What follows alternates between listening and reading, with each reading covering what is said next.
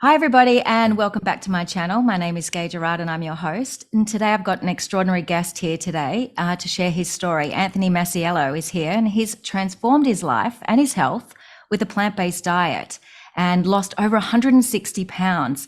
Please help me in welcoming Anthony here today to share his story. Anthony, hi, how are you? Hi, I'm great, Gay. Thank you so much for having me. I My really appreciate absolute being here. pleasure. Thank you. Thank you.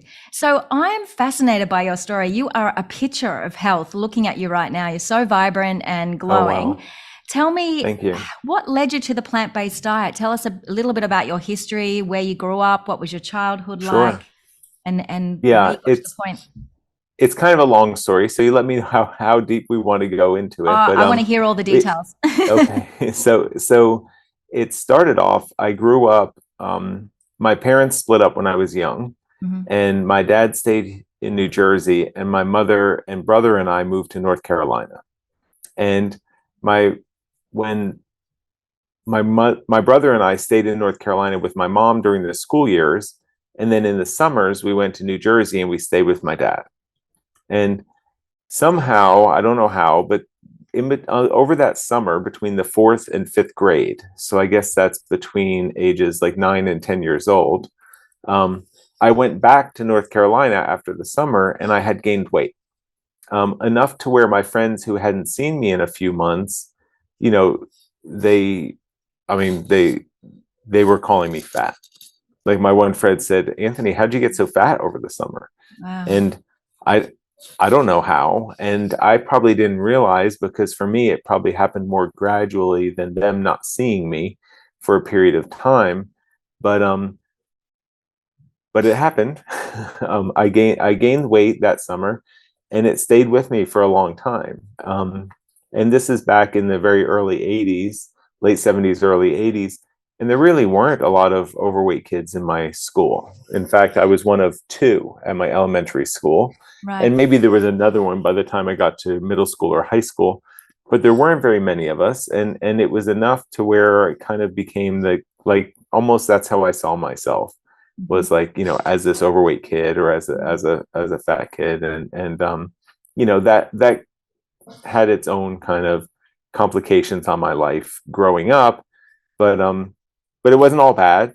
I had lots of fun and I had good friends and um May I and I ask you, did. were Yeah. you active? What were you doing? Were you doing sports as a child? Was your diet, did you follow any particular sort of, what were the family traditions in terms of diet and lifestyle? Sure. Yeah, I wasn't doing any organized sports, and mostly that's because I was back and forth between New Jersey and North Carolina. Because I remember I wanted to try when I was very young. I wanted to try football, but that started in the summer, and I was away in the summer. And I think there were a couple of other sports. I guess they had like summer practices or summer tryouts before school, so I was never really around for that. But I was active. I rode. I went through periods of fads, so I was riding bicycles, like BMX bicycles, for a period of time.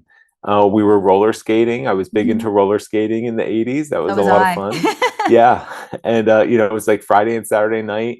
And then even sometimes on Sunday afternoon, was spending time at the roller rink. And then I got really into skateboarding Mhm, and I would skateboard a lot. And I was also into off-road motorcycles, mhm. so we would ride those, and that's a pretty active as well. So I always was active and doing stuff, but I was always big. So I wasn't the best skateboarder and I wasn't the fastest roller skater, when we had these races at speed teams and stuff like that. And when I wasn't on the BMX bike, like I wasn't racing or I wasn't doing like the big jumps like some of my friends were. So I was into these things and I was active and I was doing things and they were occupying a lot of my time, but I was never like at, the more competitive or like the higher level as even as some of my friends who were also into them.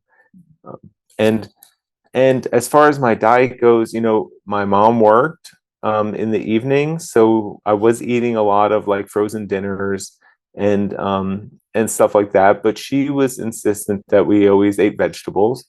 She used to cut up carrots for us, and she would make me and all my friends, eat a carrot, and then I remember half my friends would throw them in the bushes right when we got outside, but I would eat my carrot, you know. So we didn't have sugary drinks, but when I went to my friends' houses or when I was old enough to go out on my own, I could stop at the convenience stores and get anything I wanted, like, Dr. Peppers and drinks. And my friends there at their house, this was in North Carolina, they always had like sweetened iced tea that had like just tons of sugar in it and stuff like that. So I would, drink plenty of that and do plenty of that outside of the house. Right. And so do you have any idea now, like, reflecting back on that period, what do you think was one of the causes or one of the reasons why you reached, what was it, nearly 300 pounds? Well, by the time I was married, by the time I probably graduated high school, um, weighing close to 300 pounds, if not 300 pounds. Right. But then by the time my wife and I were having children, I weighed over 360 pounds. So I just kept steadily my weight just kept steadily increasing. I think at 300 pounds, I was still very active and kind of busy.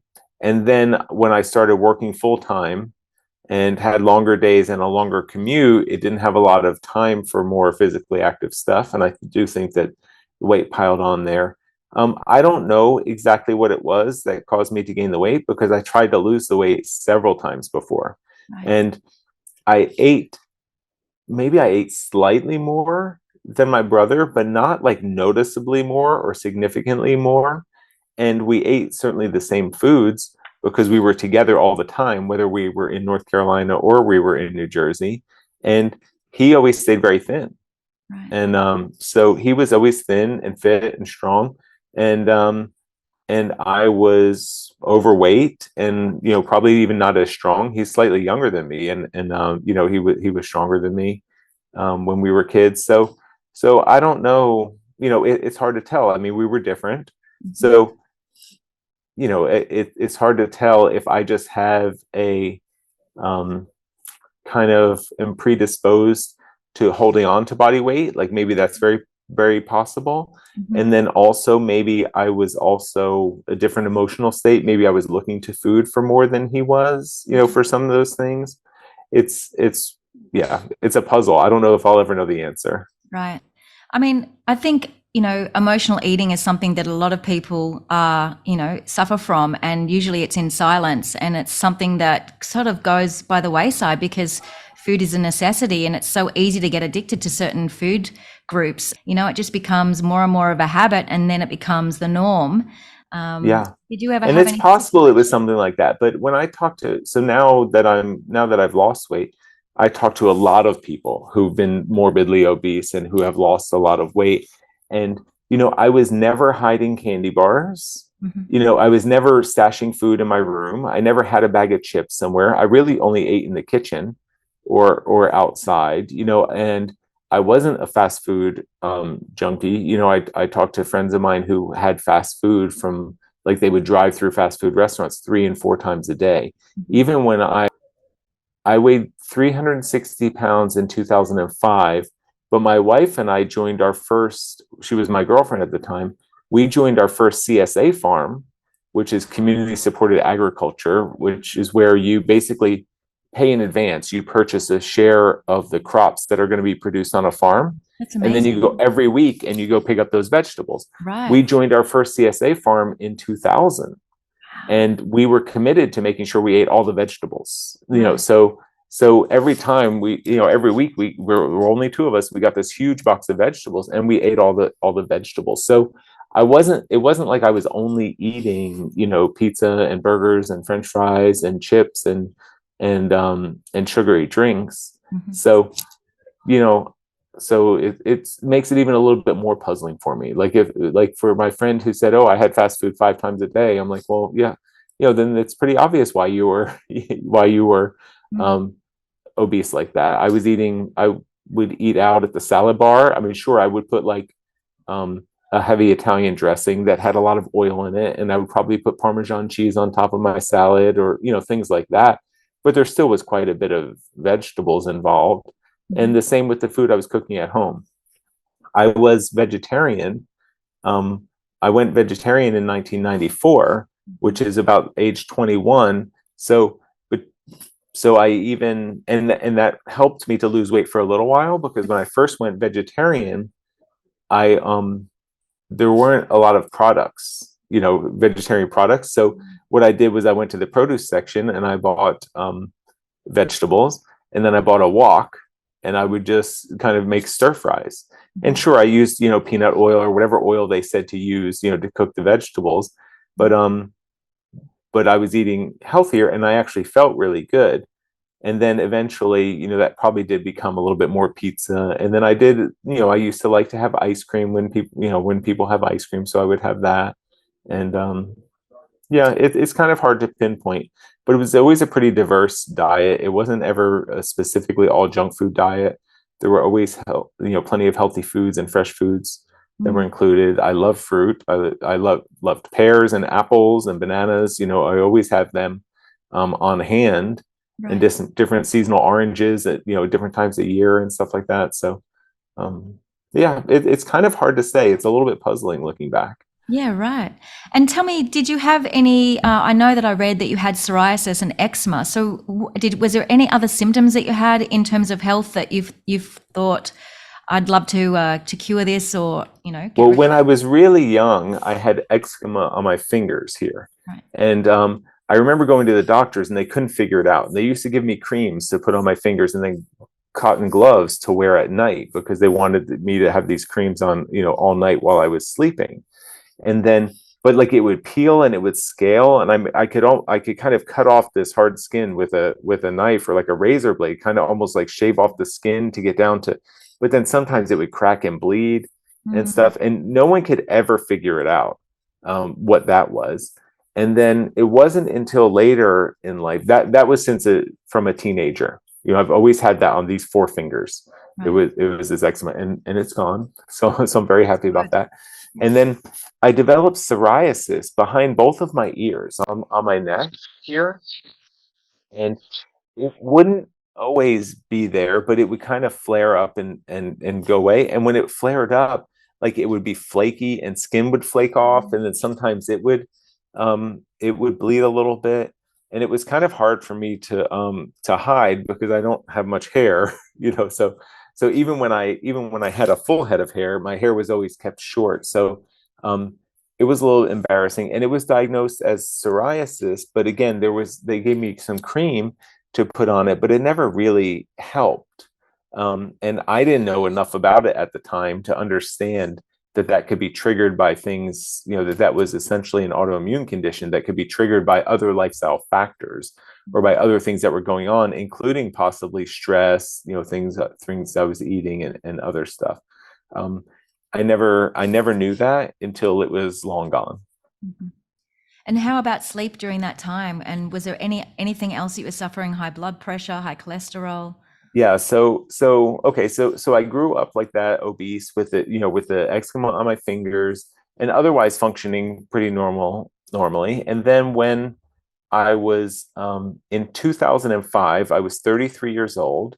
My wife and I had had our first child, and she was pregnant with our second, and I went for a 20-year term life insurance policy. Okay. And um, at age 33, I was denied a 20-year term life insurance policy. Right. And that really scared me, because I understand, and I worked kind of in healthcare informatics. So I understand how data is analyzed and used in these situations. So I just knew that this insurance company plugged in all of my information, and it said, kind of like bad bet, or it said not going to make it 20 years, don't insure this person. So that was scary to me. And the reason why is because by that time I was medicated for high blood pressure. Right. I had high cholesterol, but it was only like maybe in the 210 to 220 kind of range. So I was able to convince my doctor not to put me on medication, but who knows, maybe I should have been on medication. Um, I had been diagnosed with sleep apnea, but that was just we were trying to troubleshoot, other things that were going on in life. Like, it wasn't like I knew I was getting bad night's sleep. It's just that my doctor said, hey, I want you to go for a sleep study to see, if your breathing is being interrupted. And apparently it was. I was 360 pounds. I had a 54-inch waist. Mm-hmm. And yeah, and then the eczema, the psoriasis, I don't know how everything factored in. And it was weird because any one of those conditions, I could have a conversation with someone with at work very easily. Mm-hmm. There were plenty of people at work who had high blood pressure. There were plenty of people I worked with who had high cholesterol. There were plenty of people, that I knew, maybe they were a little bit older than me, who were using like CPAP machines because they were waking up at night and not breathing, or they had sleep apnea. So any one of these things was not that unusual, but maybe the combination of all those things, and maybe also at a relatively young age of 33, maybe that was enough to raise all the red flags to say that that this wasn't going to work out. Right. And that was hard news to take, and it forced me to take a really, really objective look at like what my life was really like. So what did you do at that point? I mean, that's crazy to think an insurance company is going to deny you the one thing that most people require and rely on. Right. Yeah. And yeah, so I didn't really know what to do.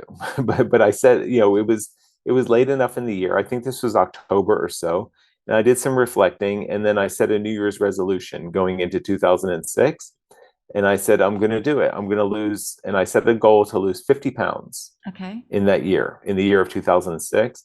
I didn't know how I was going to do it, but I also committed to giving up sweets.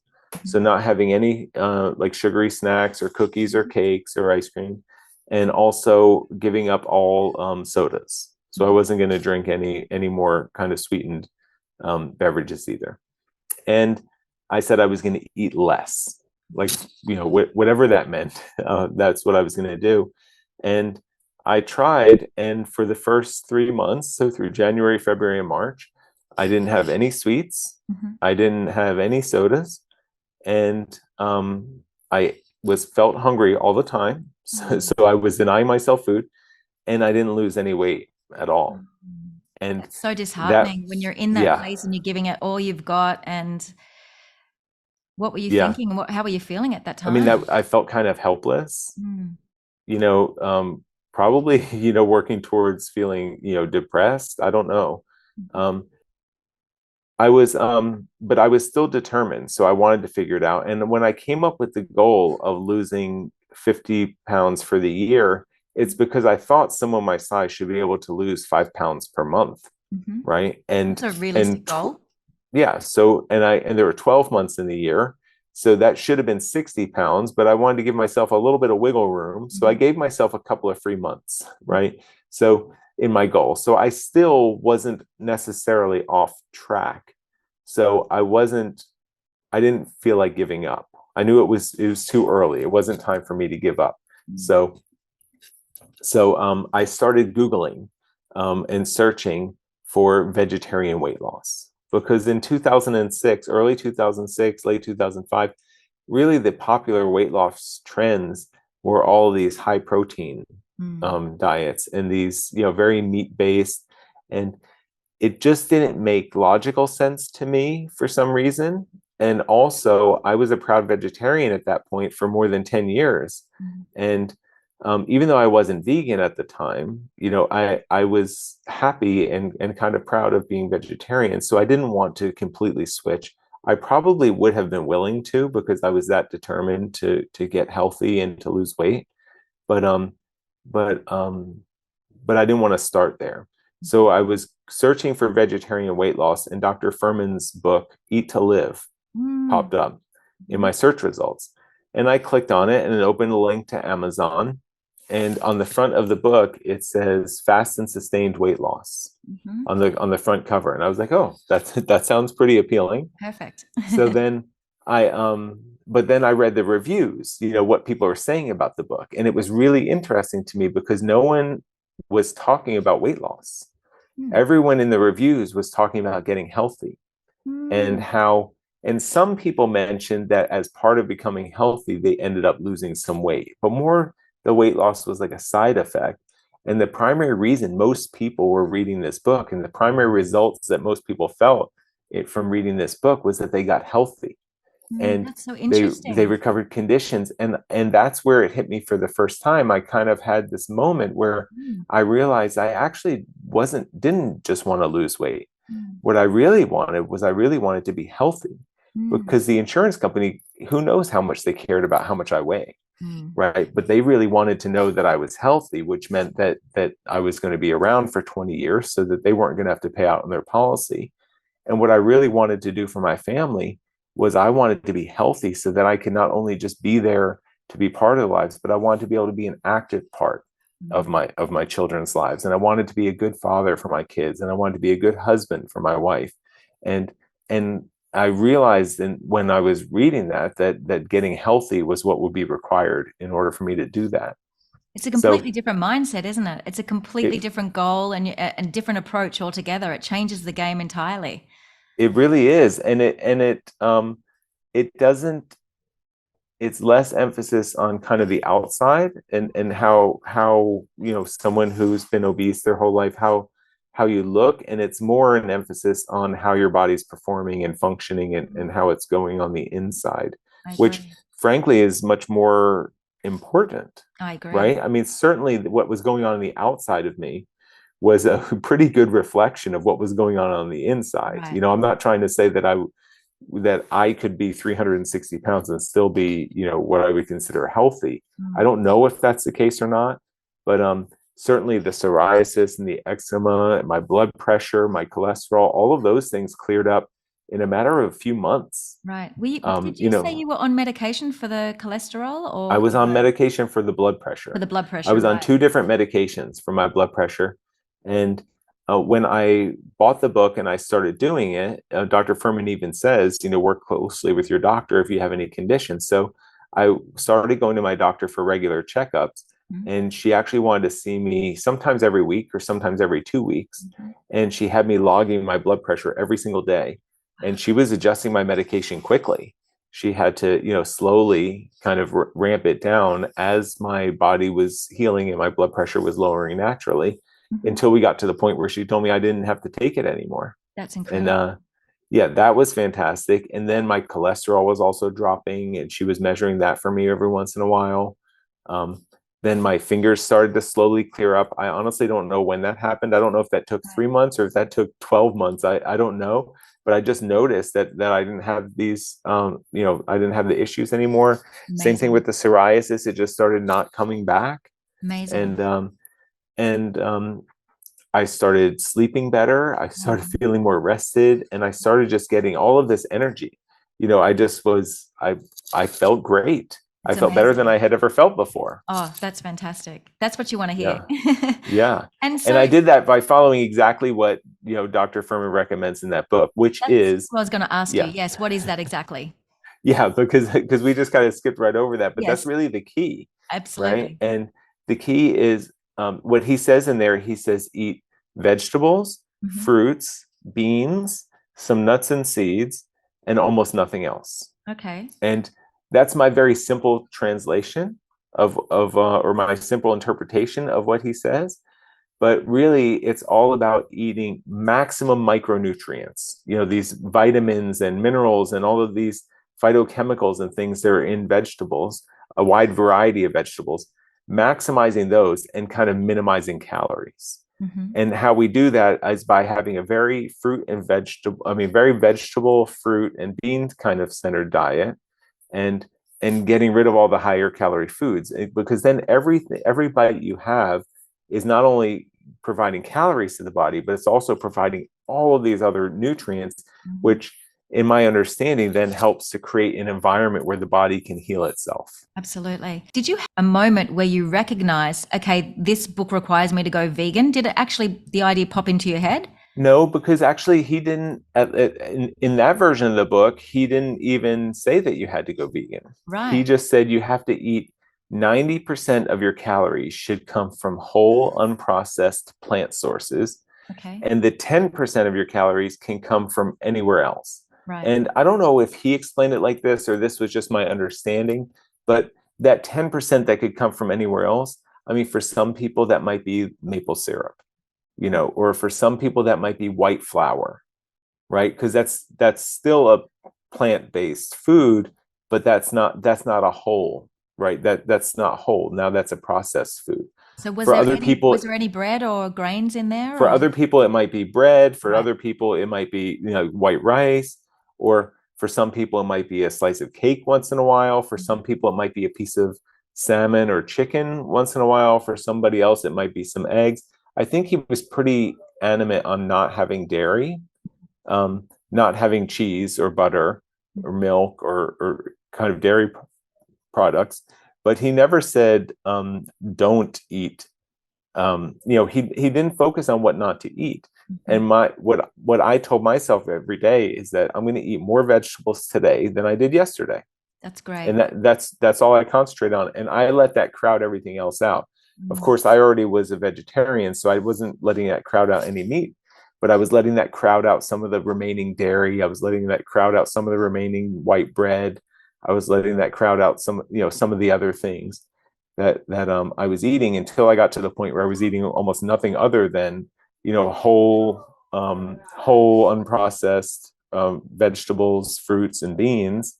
Like Amazing. greens and beans is still kind of my mantra. I And love it. and it takes on all shapes and sizes. Like you could say Right. greens and beans and people think that's one dish. Yeah, But that's like right. sometimes that's a salad with lentils, sometimes that's kale with chickpeas, Right. sometimes that's broccoli and black beans, like it's even cauliflower is a green even though it's white normally. Right.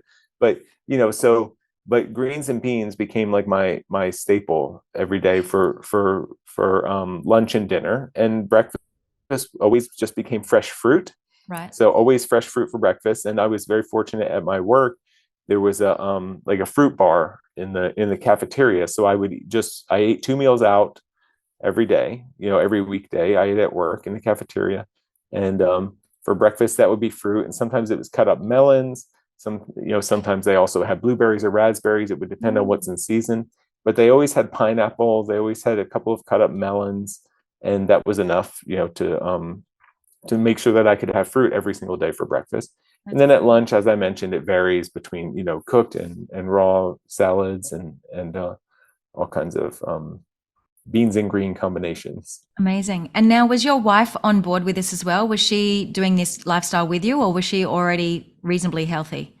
She was always reasonably healthy. She was always a normal weight. And it was very much that I needed to do this because I was sick, Mhm. and that this was the thing that Anthony was doing. And she actually did not change her diet right away at all. Mhm. It was something that I needed to do for myself. I didn't worry myself about what anyone else was doing. I just knew that I needed to take care of what I need to do. So I did that.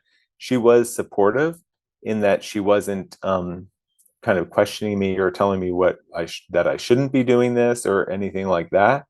And she was probably helping to cook some of the meals for dinner, or at least making sure that I had some options Amazing. if And were she was you, making something else. oh, that's great.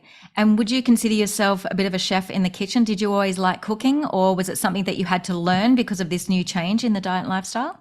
No, I always liked cooking. I didn't always have a lot of time to do cooking. When I was younger, I used to cook a lot, and I really enjoyed it. So that might have helped a little bit, but I just learned to eat very, very simply. I mean, Mhm. in 5 minutes, I could take a can of black beans, and I get these black beans that have no salt. I could put that on the stove. I could take a bag of frozen broccoli. I could dump it right on top of the can of black beans in a pot on the stove. I could take some salsa from the refrigerator, and I could just, put it on top of that. So that has some, tomatoes, onions, and peppers, and a little bit of flavor in there. And I can cook that and dump it in a bowl, and I could just be very happy eating something that simple. That's So it amazing. wasn't like I had to make these fantastic recipes in order to keep myself entertained with my eating. I very much compartmentalized my eating to something that I had to do for nutrition, That's not for something that I wanted to do for entertainment and for fun.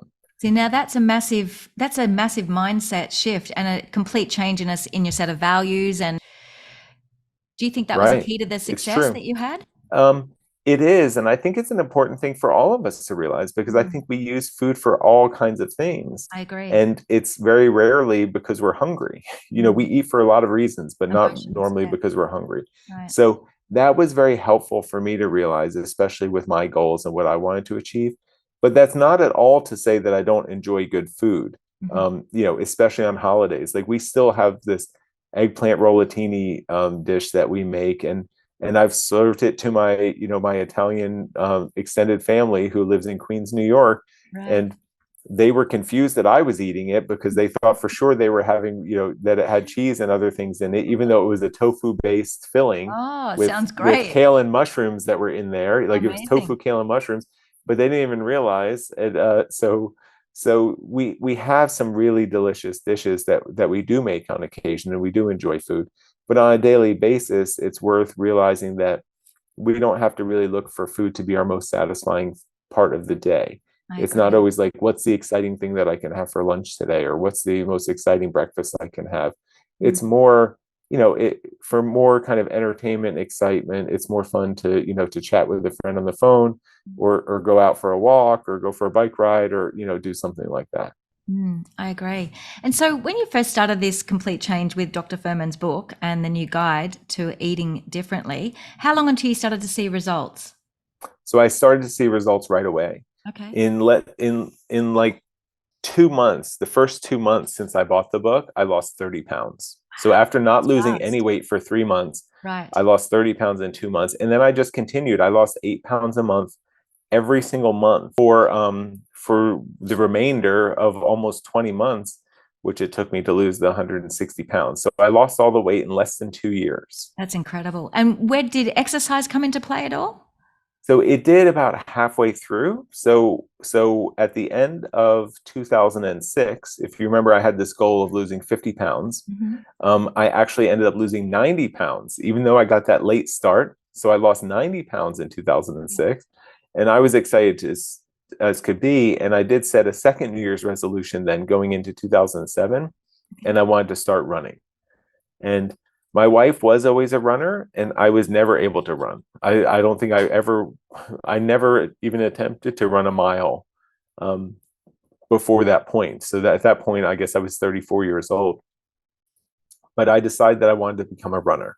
Mhm. So we did have a treadmill in the basement. My wife wanted a treadmill at some point, and I said, well, if we're going to get one, we need to get one that's big enough for me, which means we almost had to buy like a gym type treadmill to put in our house, and it was expensive.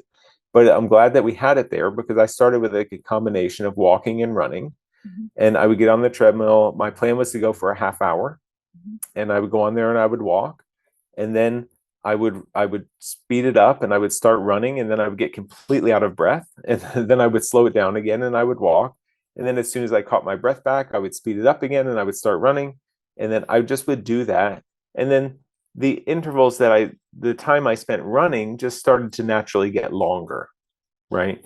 And then the time I spent walking got shorter, to the point where I could run a full mile. And then I could run a mile, and I could take a break for, a few minutes, and then I could go run another mile. And then I got to the point where I could run 2 miles with no break. And it was cool, and I progressed pretty quickly. And then in March of that year, I joined the running club at work, and I ran my first 5K Oh, race, which that's is brilliant. 3.1 miles. And You must I have been ran so that. proud and so Yeah. excited. Yeah. Well, it was great, because now I wasn't, because I was participating. I Yeah. wasn't there holding my wife's stuff and watching her, run around and get to the starting line and run this race. Now it was me who was out there doing that. And that was exciting to me, and it was motivating. And it was motivating enough just to encourage me to keep on running. So then Amazing. I just kept running further and further and further and further, in these kind of intervals when I was doing my morning runs. And then even up until September of that year, September of 2007, I ran my first half marathon, Oh, which is wow. 13.1 miles. I don't know how far that is in kilometers, It's a lot. but But yeah, it's, it I was a think it's lot. roughly 22 kilometers. Okay. Yeah. Yeah. So I ran my first half marathon, and I did that in an hour and 45 minutes, or Oh, 47 minutes, which that's was pretty great. good. Yeah, that's Yeah, really I was good. very happy How with did you that. And feel? I felt just fine. Honestly, um, I only decided to do it a week ahead of time. And did you And I do it with the remember, running group or were you by yourself? no, all by myself. And it was in Philadelphia, which is about an hour from me, an hour drive. So about a week before, I said, I think I'm going to run the half marathon next weekend. So I went out and I ran 11 miles. I said, if I can run 11 miles without stopping, then I'm going to sign up. Mhm. So I went out that weekend and I ran 11 miles and I came home and I signed up. And then I woke up really early in the morning. I drove myself to Philadelphia and I ran this half marathon. And when it was a big enough race that they had like waves to start in, and they said, how fast do you think you're going to finish? And all I knew is like the pace that I ran this 11 miles, the that day that I was signing up. So I just put that pace, and I forget what it was. It was probably around 8 minutes per mile or something like that. But then I looked when I got into my wave, I looked behind me, and there were a lot of people behind me. And I looked in front of me, and there weren't very many people. I was like, I was almost toward, I mean, I wasn't at the front where the people who are really racing are, but I was like pretty, towards the front of where the kind of, the runners were. And I was like, wow, this is impressive. And I That's just kind of fantastic. stayed there with those group of people, through the whole race. And then I finished. And of course, no one was there for me. So because I drove myself. So then I went and got back in my car. And I remember I drove home and my wife and kids were still out. So then I remember I mowed the grass and then I took a shower. It was like, it didn't really feel terribly significant. It wasn't Right. like a major life milestone, but looking back on it, I do think that it's a real true testament to how well my body was working on the Absolutely. inside and how healed up it really was. Mm. And also I think it's a moment of clarity and if you look back on your journey, so you said you started running. I mean, it's a huge achievement, I think so It was only personally. 9 months before that. Yeah, that's incredible. So 9 months before you, so give me the timeline here just so we can understand. So How long into January your, 2007, I couldn't run a quarter of a mile. that's Right? incredible. I couldn't run 1 mile Right. in January. And then In in terms March, of I could weight run loss, 3 miles. right, right. And then by September, I ran this half marathon and in like an hour and 47 minutes. That's So that's only 9 months after I couldn't run at all. Yeah, that's outstanding. And so the Yeah. thing that I find very interesting is running didn't come into like, was it a year after you started your weight loss journey? Yeah, it was a little over a year. So, I mean, that's just so inspiring for so many people. So you lost how many pounds did you lose without exercising? 90 pounds without doing any exercise at Yeah, all. that's an And it important point wasn't, just to talk yeah, about for a moment because I think a lot of people are under the impression that you have to go hard in the gym and yeah, exercise is 80% of the protocol to losing weight. yeah. But you're saying you lost 90 pounds and you didn't do any exercise. So can you Correct. And yeah, talk and us that's through that? 100% correct. And it's not because I didn't want to exercise. It's Mm, because here I am with a newborn and a toddler at home. I mhm, commuted an hour each way to work, and I worked long days, and I was trying to figure out this new, kind of this new way of eating. So I did have to spend some time figuring mm, out what I was going to eat, especially in the beginning. And it wasn't like I had leisure time, at that stage in life. But what happened was I developed so much energy from mm, losing the weight. And then I mm, had so much kind of energy and excitement and ambition that then I got to the point where I wanted to exercise. But I think looking back, and I've done a lot of kind of reflecting because now I've looked at how I can use my experience to help other people. it's And wonderful. I think not exercising in the beginning, in my case, was incredibly helpful Okay. because every time I've ever started exercising in an attempt to lose weight or to get healthy, two things happen. Hmm. First, I get hungry Hmm. because my body's doing things that it's not used to doing.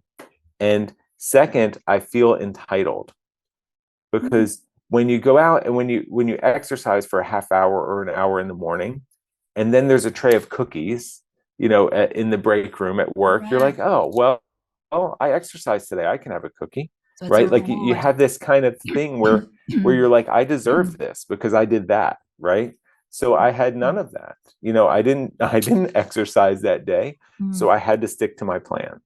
That's right? amazing. Totally And different approach, and isn't it? I didn't send my decision making on this roller coaster Mm, by exerting myself to no end, especially if somebody's working out really, really hard. mm, And then as soon as you're done, there are signals going off that say, okay, now you've worked so hard. Now you need to eat. You need to feed me. You need to fuel your muscles. Or you're reading a magazine that says you need to eat X number of protein after you've done this kind of exercise, or if you're reading about running and they say, oh, you need to have carbohydrates if you're running anything more than a half hour, you need to be eating while you're running. Like, I had none of that kind of confusion or kind of really nonsense going on in my life. It was just very clear. I figured out my eating pattern. And then when I started adding running, I didn't change the way I was eating. that's And honestly, I amazing. didn't need to. And if I did, maybe I ate extra carrots, Mm, like a bag of baby carrots. Maybe I eat the whole thing instead of half the thing, which is relatively nothing compared to calories. mm. But it's a whole bunch of a whole bunch of additional nutrients that my body could use to continue its healing process. That's amazing. And when you started running, did you have any of like the Gatorades or I don't know what they're called in America, but we've got different like goo and like these little shots that you have, or power shots or Yeah. energy shots. And did you have anything like that? Because a lot of those are so highly processed and loaded with sugar. Yeah, we have all the same things here, and they call them like that goo and Right. blocks and Yes. shots and all of the. And I've never had one in my life. Part of it is because I never wanted to overexert myself to the point where I would need to have like emergency fuel in order to Mm, continue. I did run one full marathon, and for that one it was like I was trying to race it. mhm. So for that one it was recommended that you eat, starting I think at like mile 3 or 4, just to make sure that you don't run out of energy, because that's, for me that was about a 4 hour race, and I think that's too much time to just use the energy that's stored up in your muscles and in your liver and things. Mhm. I think for myself, anything under 2 or 2.5 hours, I don't have to eat anything either before or immediately after. Like I can go run for 2 hours, need any food. But for more than that, I do. Okay. I brought dates, and I read something somewhere where it said you can eat dates or raisins Yes. and do it that way. So that's all I've done. And I only drink water. That's So it was never an amazing. option for me to really think about having like a Gatorade or something like Mm. that. I Yeah. have friends who've done like much longer distance races, like even 100-mile trail races, because now through this community, I've just met some incredible people who do I'm incredible sure. things.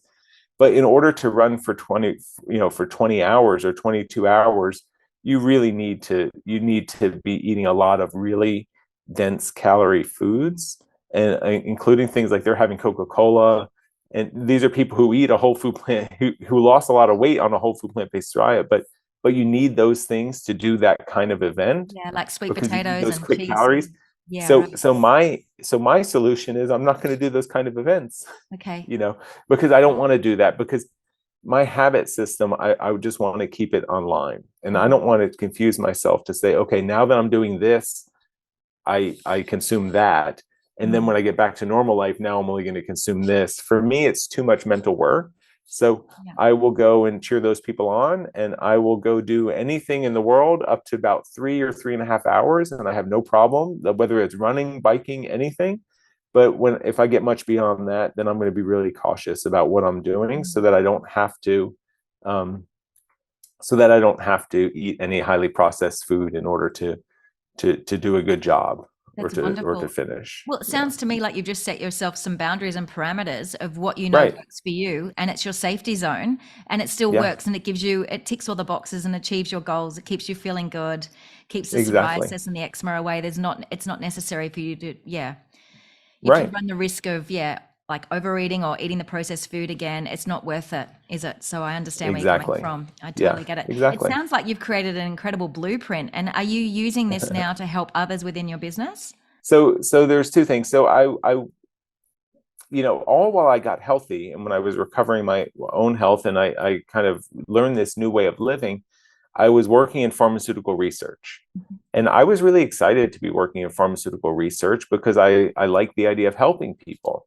And then through my own personal transformation, I learned that maybe there's a way I could help people better. Mm. And rather than helping people who were very sick to have new medications, maybe I could help people to not need medications in the begin with, or even some really sick people, help them to get off medications like I did, right? By healing and by changing their diet and lifestyle. So I went to school, or I went to and took classes to become a health coach, and I started doing some of that. And then I had an opportunity to leave, but that wasn't going to be enough for me to, to replace my day job, because Mhm. of the way I was doing it. Like, I get very emotionally attached. I could really only work with a few clients at a time, but I really enjoyed the sense of helping someone that directly. Mhm. So it was very rewarding, but I was always looking in the back of my mind for, what can I really do? How am I really going to help thousands of people, Mm. or tens of thousands or hundreds of thousands of people? So as I had a chance to leave my job in pharmaceutical research, and I took about a year, it ended up being a year. I didn't know how long it was going to take to kind of do some exploring. While I was doing some health coaching, I was just looking for, what do we really need? And I went to a lot of conferences that year, and what I realized, I saw this pattern at every conference I went to. And what would happen was, these were like lifestyle medicine conferences. These were conferences about whole food, plant-based nutrition. These were conferences about natural healing. And what you would always have is, you would have a physician who would be talking about the benefits of either nutrition or lifestyle changes, or all of these things that we've been talking about, all of these things that I incorporated into my life to heal. And then they would show some case studies. They would show examples of people like me, Mm. who reversed their high blood pressure or hypertension, or who lowered their cholesterol, or other patients who have better managed their multiple sclerosis, or even really complicated conditions like lupus, or advanced heart disease, and how they've reversed that. And then they would go to Q&A, and everyone would be highly motivated. And then someone in the audience would raise their hand, and they would say, "Hello, my name is so and so, and I also suffer from whatever the condition was: hypertension, lupus, multiple sclerosis, heart disease." And then they would say, "Where can I find a doctor who can help me?"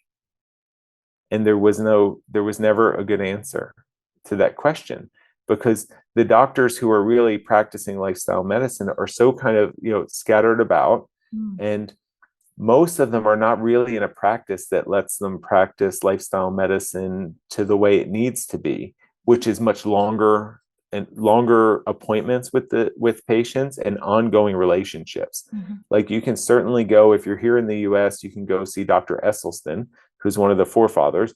You Yes, can he go is. see him for a consultation if you have heart disease. Like, he will see you, or he'll even talk to you on the phone, but he's not going to take over your care. Mhm.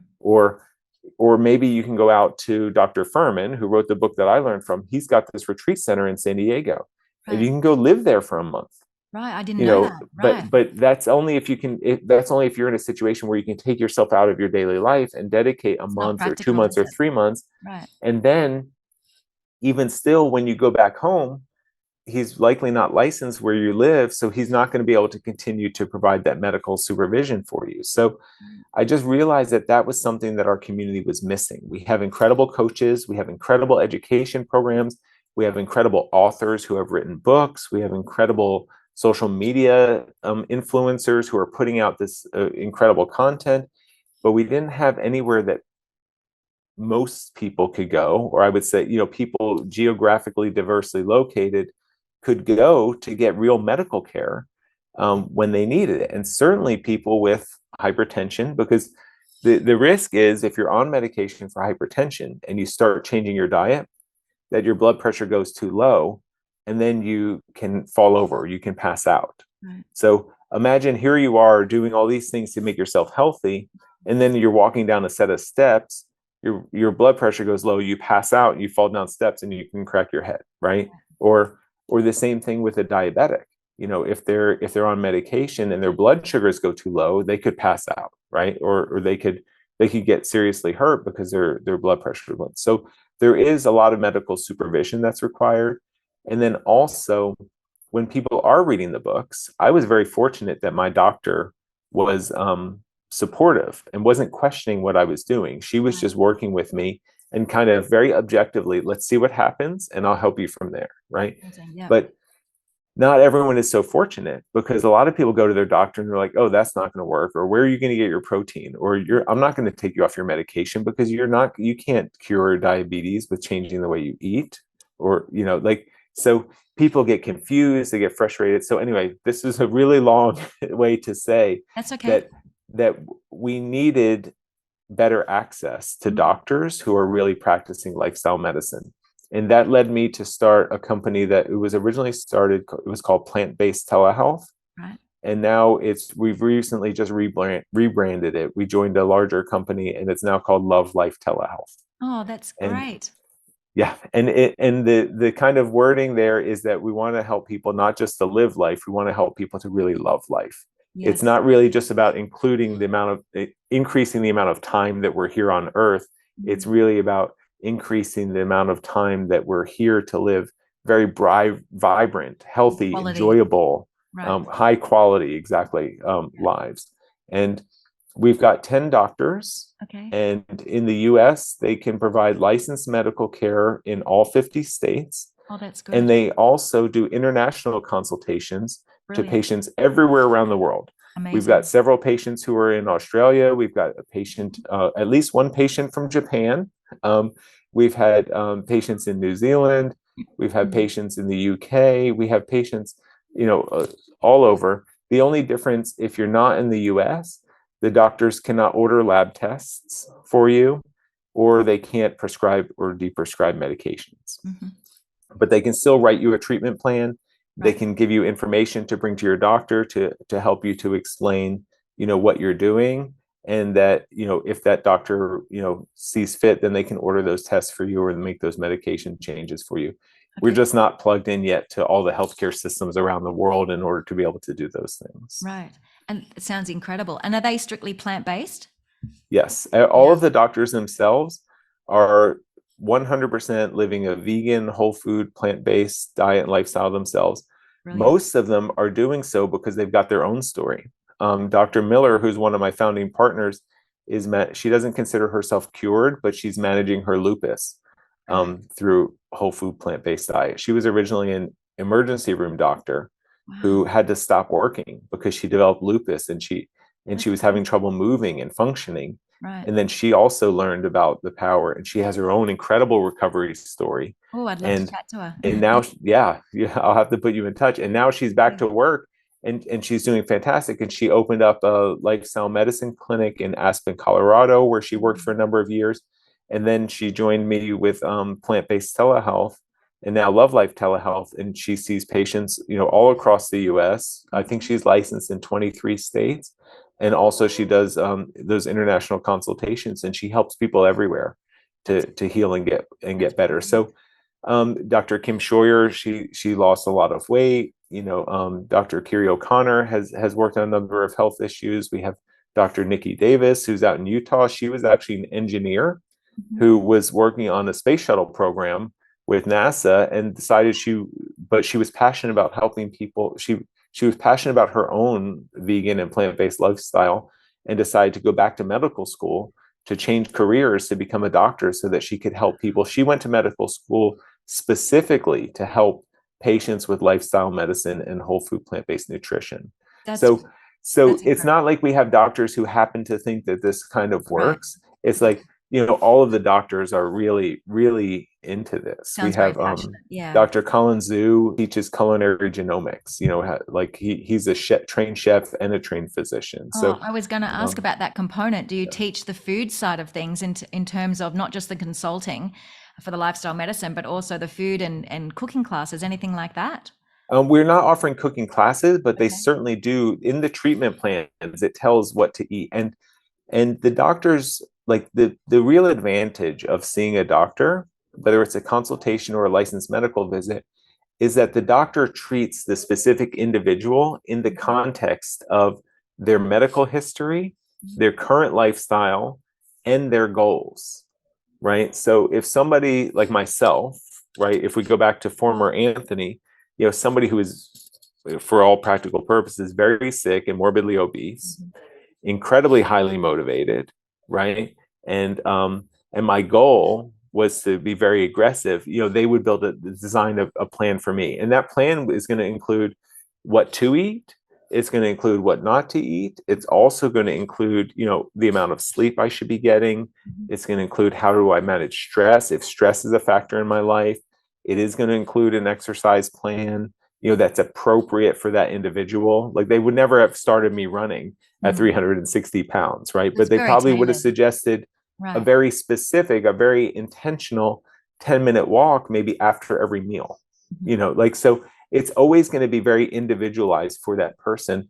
And if the person says, I'm busy, I can't do this, or I can't do that, then they're going to help you to tailor that plan so that you can still get, realistic results that you're looking for within the parameters of what anyone can or cannot fit into their own lifestyle. So That's I'm fantastic. incredibly proud of You my should role, be. is just connecting people with these doctors. And I just feel like everyone I talk to, I answered the phone myself for the first 2.5 years of the company. Oh, And yeah, I just felt like I was giving everyone a gift by absolutely. connecting them with one of these doctors, because Yes.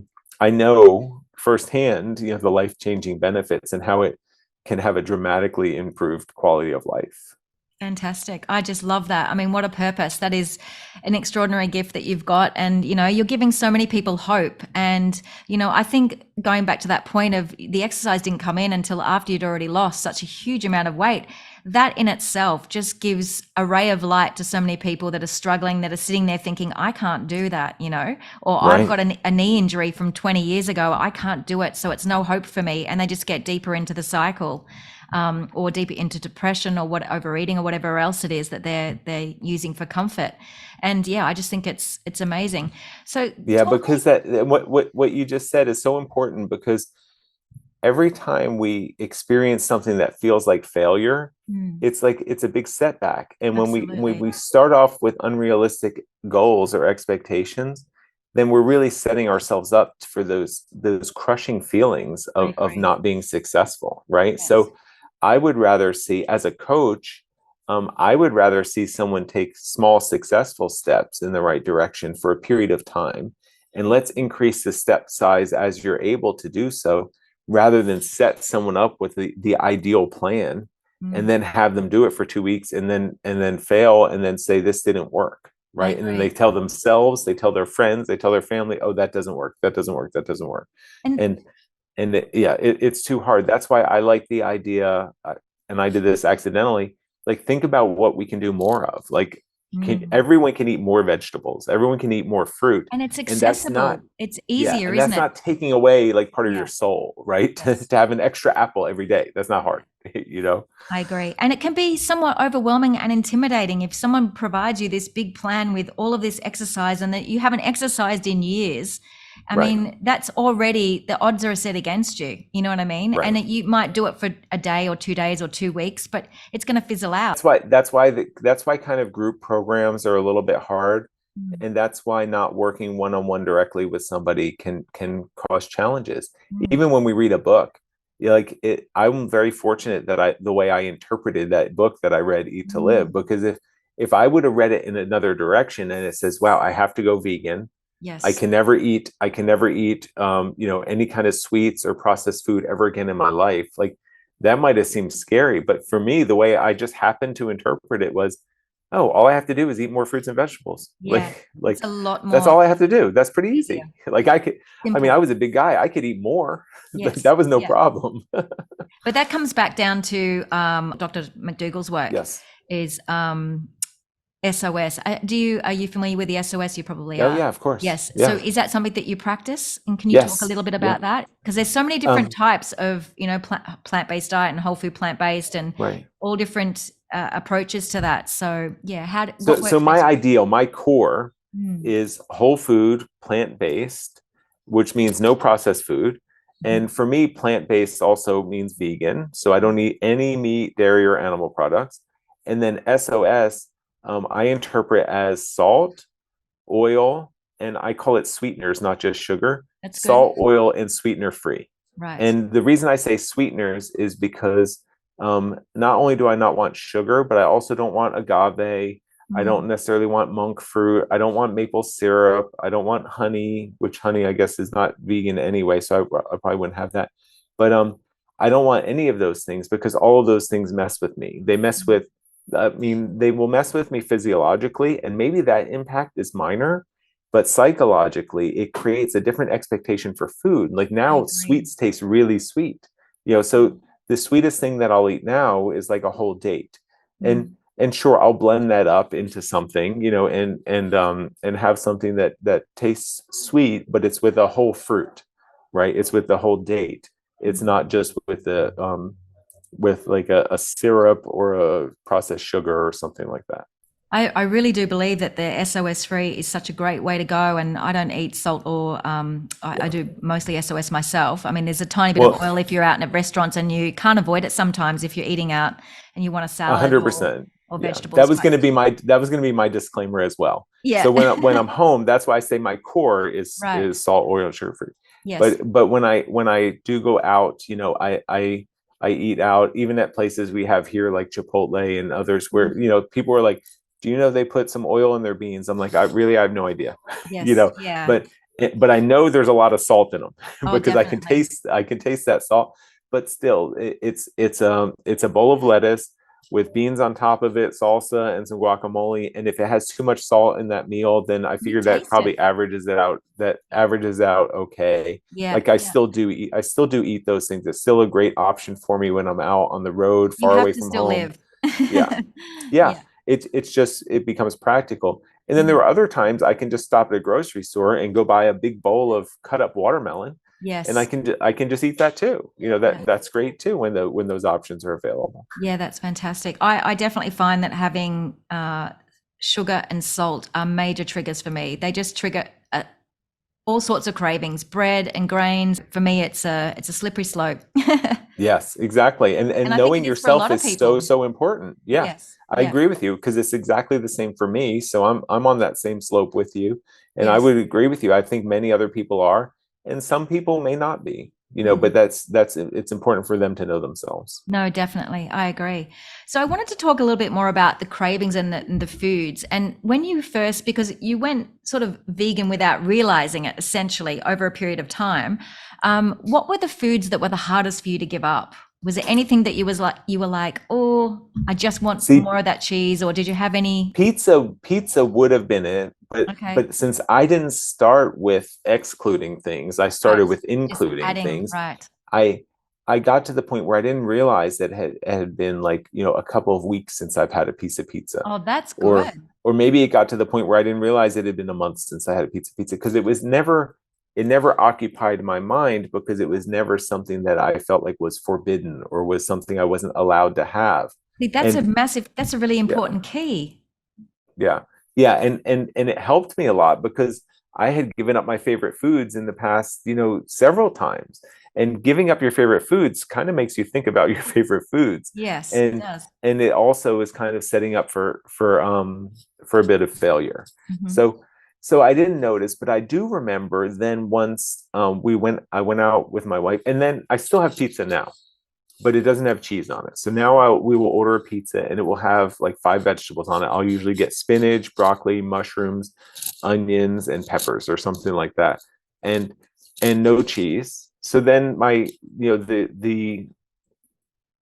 the questionable ingredients there are the crust, right? It's a white flour pizza crust. So I had that sometimes, but I remember once my wife and I went out. This was probably late 2007 or maybe 2008 or something like that.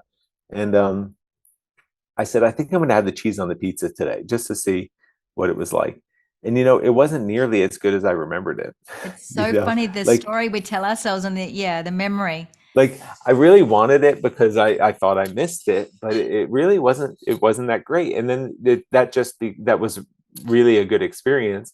I'm glad I did that because then I never felt deprived again because I'm like, well, it really doesn't taste any better That's than amazing. just getting it without the cheese. So Yeah. I could do that. But cheese would have been it. The other thing is that it took me so long to lose the weight. I mean, losing 160 pounds in 20 months doesn't seem like a long time, but changing what you eat for 20 months, like that's long enough to build all new habits and Absolutely. all new kind of flavor expectations and Mm. all of that stuff. So I didn't really feel like it's not like I was like, oh, as soon as I lose this weight, I'm going to go have a cookie or a cupcake or, or whatever. It's like it was long enough of doing the same patterns where I didn't, by the time I was done, like there really weren't very many cravings left for That's me great. to go back to. Yeah. So when did you notice that your palate was changing and what you were craving was different to what you used to crave?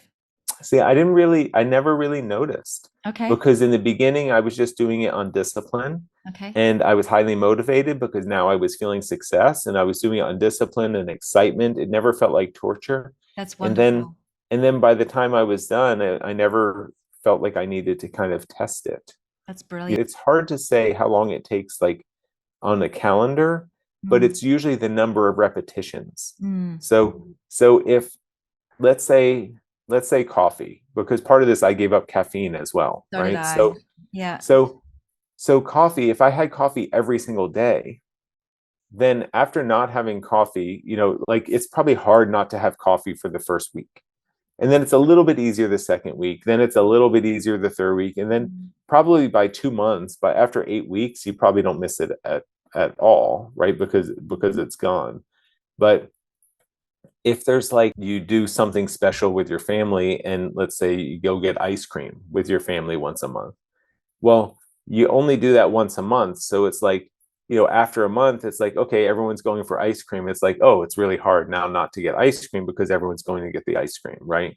And then you don't even think about that. And then the next month, it's still pretty hard because it's only the second time, Mm. now that you're doing that. So then it might take 6 months or a year for that to feel easy Mm. because you've still only done that like 6 or 12 times, right? Whereas the coffee in 1 month, you've skipped it 30 days, 30 times, so it's kind of easier. So I think it has a lot to do with the amount of kind of repetitions that the amount of times you kind of challenge yourself and succeed, I right? agree. Right. It is what helps, I think, to build those habits and to kind of rewire those connections in our Yeah. brain.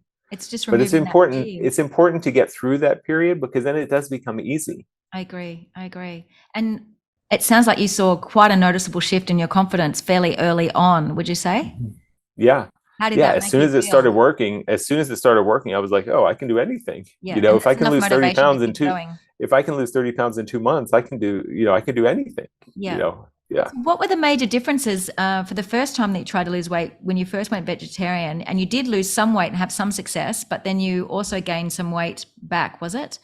And Yeah, then I mean, I the gained second back time. much more than I had Yeah. ever So lost. what But do you it think came the back over key? years. Okay. So what do you think the key was to your success the second time? Was it the mindset shift? I just want to really sort of I think the drill difference down to is that that. I was focused on long-term health Right. and I had real health complications. It wasn't pounds. Mm. Because if it's like pounds on the scale or if it's the way I look in the mirror, like I can look at the mirror and decide what I'm going to eat for that day. But Mm. when it's something that you can't really see, Mm. and I've got myself convinced that this is the only way I can stay off my blood pressure medication, Mhm. or this is the only way I can keep my cholesterol in a healthy range, or this is the only way my eczema is not going to come back, Right. right? Then it becomes like I'm doing this for something much more important. Also, I Absolutely. was so highly motivated because I was doing this so I could spend quality time with my kids Mm. and raise them the way that I wanted to raise them. And that was important enough to me that it never, yeah, there was never any room to compromise. That's amazing. So what would you say you love most about being on this lifestyle? Um, it just feels good, and it's That's as good as and it I gets. like that's it. Like there's just no reason not to. There's no reason for me not to do it at all. Mm. I still have all my same friends. I still have a good time. I still laugh and play, but I can do everything that I always enjoyed doing, including going back to like skateboarding and riding bicycles and snowboarding with my And family. Like roller everything I ever skating. wanted to do before. I mean, we had plenty of the kids' birthday parties at the roller rinks, and Oh, I was out there skating. it's so great. um, yeah, like all of those things are so much easier now. And even now now I'm 50 years old. They're even easier now at 50 years old than they were when I was in like 17, 18, and 19 years old in high school. That's wonderful. So it doesn't feel like a compromise. It doesn't feel like a challenge. It just feels like a really incredible way to live life. That's And beautiful. I'm having fun every day. That's And wonderful. and yeah, and I'm just grateful. And I attribute much of that being able to live this way to, the changes that I made back then in the way that I decide to eat and live. That's incredible. Did you have any other books or other mentors along the way? Anything else that Um, really, really helped you, like any other documentaries or anything that you might want to share? I've read and watched everything Okay. since then You- because it's just kind of reinforcing information. But I do like Dr. Furman's books. He has a lot of newer books. In fact, my story's in the second edition of Eat to Live. So if anyone does, Okay. it's still, even that second edition is an older book for him. I think it came out in maybe 2010 or 11, the second edition. And I was very proud to You have should read the be. first edition, change my life, and then to be in the second edition now as an example Yeah. for other If that's people. not an incredible goal and Um, achievement, I don't know what is. Huge yeah. So accomplishment. so I like that, but all the others, I like Dr. Stancic book about her recovering from lupus. I Okay. mean, I'm sorry, from multiple sclerosis. I don't know that one. Are you able to provide me the details and I'll put it in the description below? Sure. That'd be Yeah, great. Thank you. I'll share her book with you. She's incredible also. And then I like I like the documentary Forks Over Knives. I think that's Mm, great. I one of my really like favorites. Game Changers. Hmm. And what I like about Game Changers is it's just kind of like a nice, friendly invitation to come try a whole food plant-based diet. It's not like a It tragic is. story, I you know. agree. Um, I like Eating You Alive. I like Dr. McDougall's work. I like Dr. Furman's work. I like, Mhm. even all of these people, Dr. Esselson's book.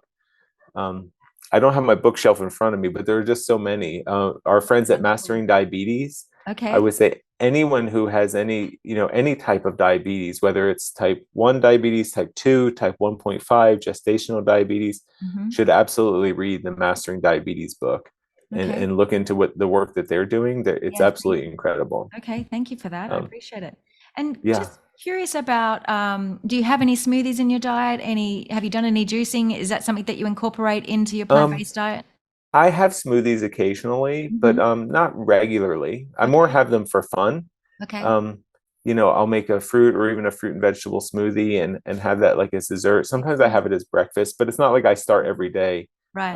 with a big smoothie. Right. Sometimes I do have them for breakfast, and Okay. even whenever I do have them, it's like probably half greens. Okay. It's like half greens, and then it's fruit and either some plant milk or a couple of nuts and some water or something like Mhm. that. If you were to look back now and say, you've obviously learned an enormous amount during your health journey. What would be the lesson that took you the longest to learn? Um, Is there anything that you were Well, doing? I'm still working a little bit on being kind of accepting and satisfied with where things are at the moment. I Okay, think I'm naturally a bit of an impatient person. I'm right. also a little bit of kind of maybe a perfectionist at Mhm. times. And, I'm not always, I I guess even when I look at myself in the mirror sometimes now, even though I look, night and day different from when I did when I was morbidly obese, I Right. still see little things in myself and kind of developing some of that self compassion Mm. and that self acceptance is something that I'm probably still working on, and I think we all it can. takes a long time. It does Yeah, definitely. It's a lifetime of work. Thank you so much. This has been absolutely extraordinary. It's you're been welcome. wonderful to chat to you, and you're such an incredible inspiration. I'd love to Thank leave it you. off with some tips and advice for somebody else that may be struggling with their health, that they have some symptoms that they're not feeling very well, they're not sleeping right, they've got some weight to lose. How can somebody start? Well, I mean, I'm assuming if they're listening to us here that they already have some idea of what it means to eat a whole food plant-based diet, and Mhm. and so what I would say is kind of surround yourself with information that supports what you want to do. Mhm. So read the books, listen to the podcasts, like program your brain with everything that you're doing with Mm. supportive information that encourages you to do what you might logically know you want to do. Um, which would be change your diet and lifestyle. Like, don't listen to things that are going to be conflicting, or don't look for reasons why maybe this might not work for you. Like, just focus forward Mm. and realize that like rock bottom is really a decision point. It's Mm. not like a place that you land. Like, all rock bottom is that's where you decide to change the direction that you're traveling in. Like, things can always get worse no matter how bad things are, but when you, like, rock bottom is a moment that you look back on. So I just encourage people to just make the change now.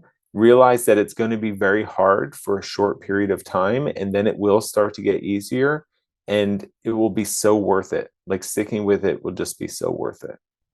I love that. It's beautifully said. And where can everybody find you on the web?